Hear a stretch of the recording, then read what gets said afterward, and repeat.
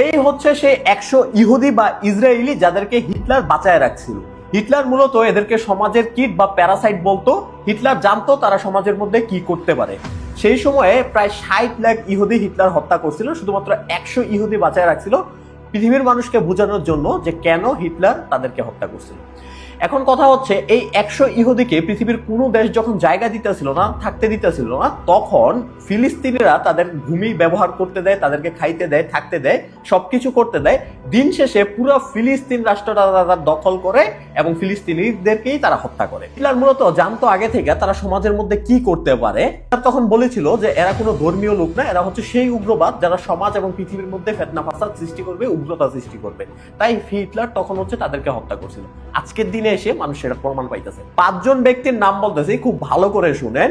George Bush, Bill Clinton, Barack Obama, Donald Trump এবং Netanyahu. এই 5 জন ব্যক্তি বিগত 23 বছরের মধ্যে আপনার প্রায় 10টা মুসলিম কান্ট্রির উপর আক্রমণ করে এবং প্রায় 12 মিলিয়ন মানে প্রায় 1,20,00,000 সাধারণ মানুষকে তারা হত্যা করে।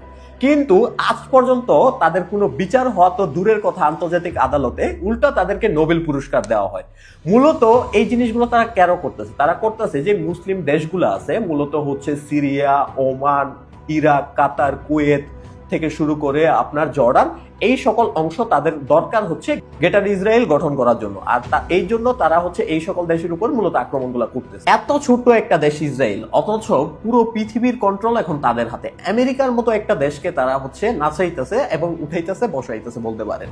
দিন শেষে কথা হচ্ছে, আল্লাহ রাসূল সাল্লাল্লাহু আলাইহি সাল্লাম কিন্তু অনেক আগেই বলে দিয়েছিলেন যে কিয়ামত ততক্ষণ পর্যন্ত সংগঠিত হবে না যতক্ষণ পর্যন্ত ইহুদি এবং মুসলিমদের মধ্যে যুদ্ধ হবে।